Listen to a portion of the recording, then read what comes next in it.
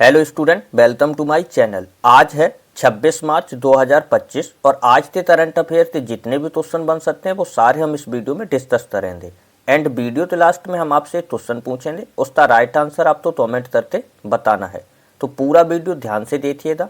आज के इस वीडियो की PDF फाइल आपको मेरे टेलीग्राम चैनल पर मिल जाएगी और टेलीग्राम चैनल का लिंक मैंने वीडियो के डिस्क्रिप्शन में दे दिया है, तो आप वहाँ से ज्वाइन करके ले सकते हैं।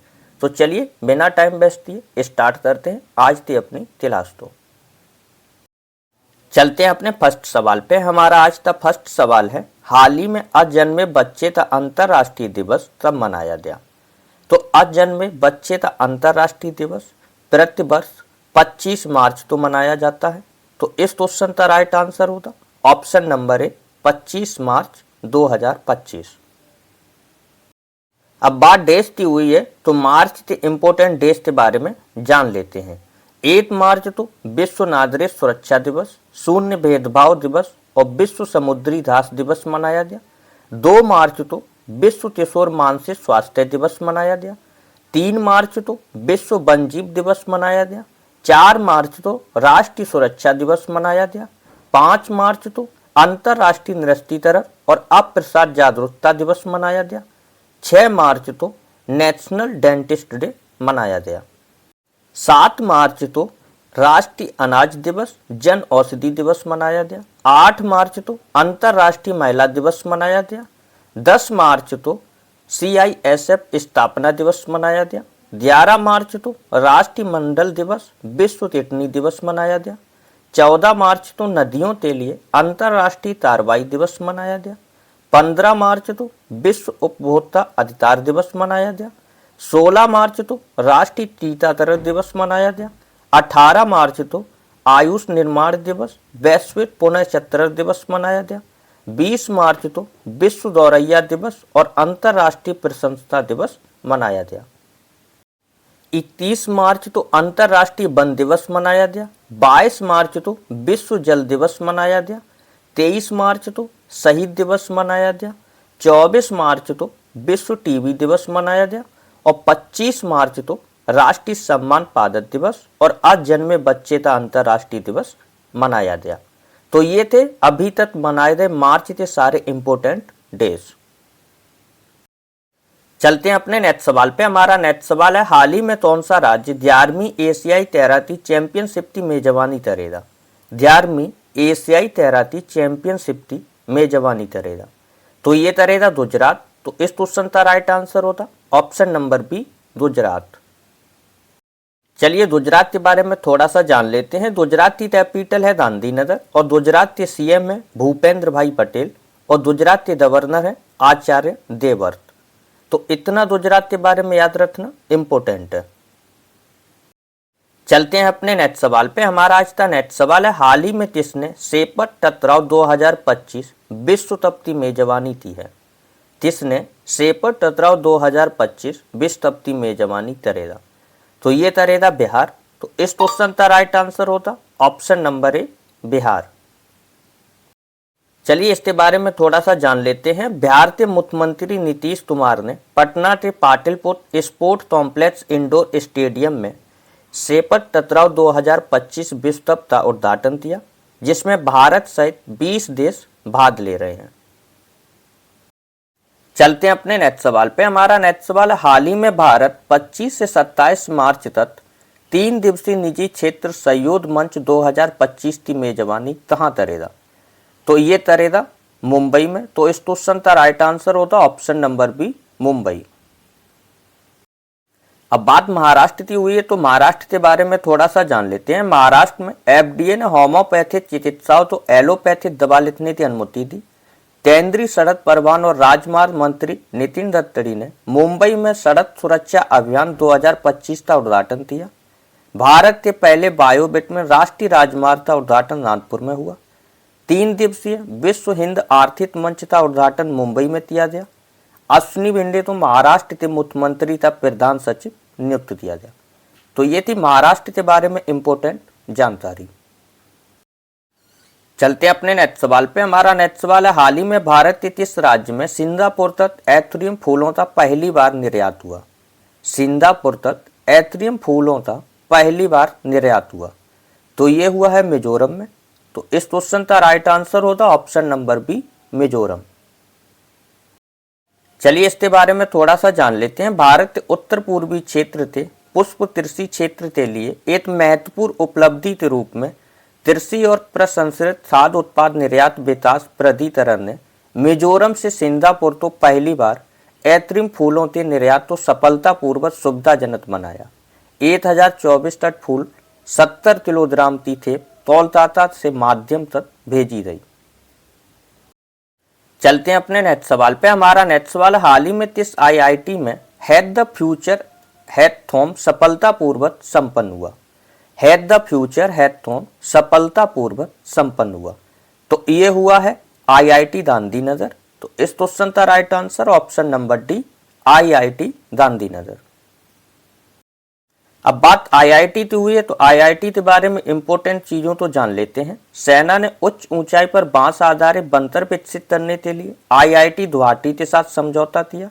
स्वदेशी 6G ऑप्टिकल चिपसेट के लिए सी डॉट ने आईआईटी मुंबई के साथ साझेदारी की।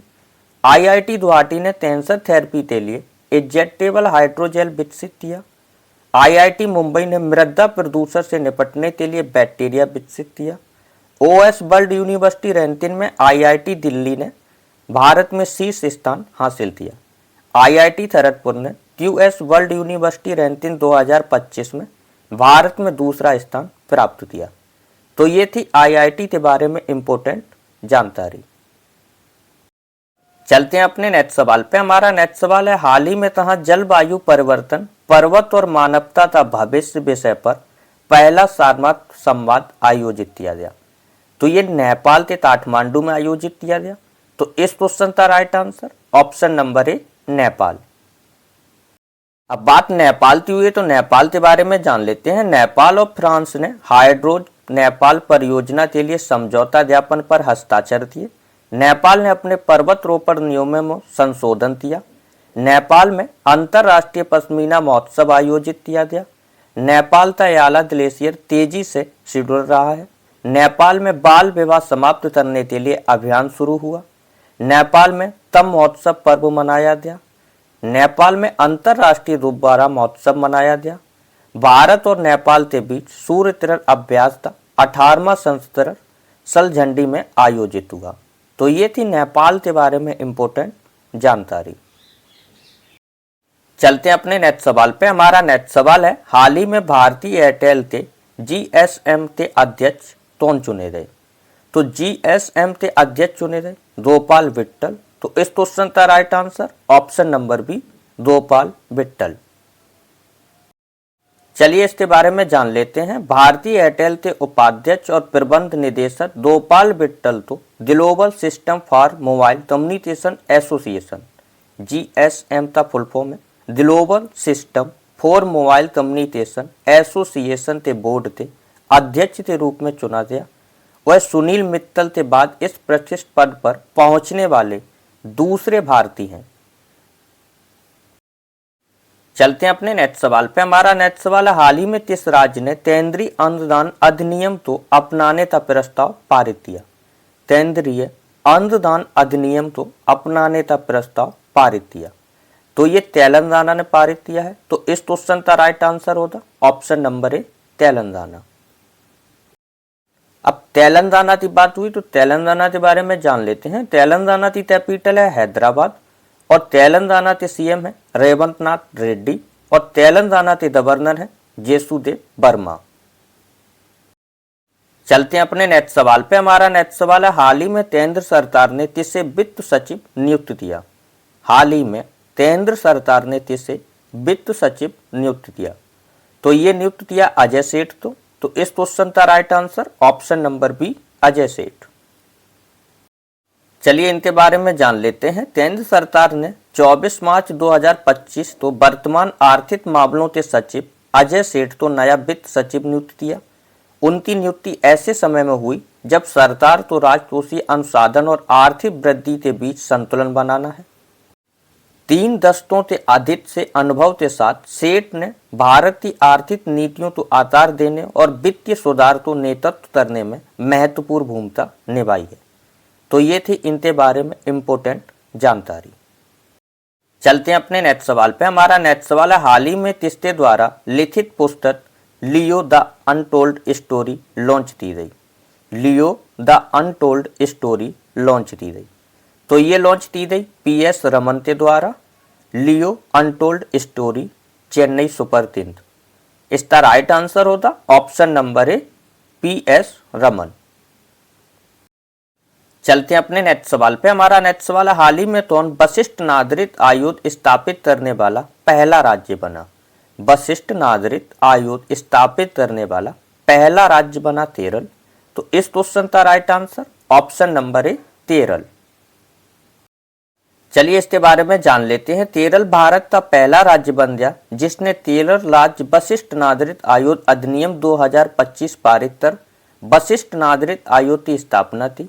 यह एक वैधानिक निकाय है जिसका उद्देश्य बुजुर्ग नागरिकों के अधिकार और कल्याण की रक्षा करना तथा नीति निर्माण से सलाहकार की भूमिका निभाना है।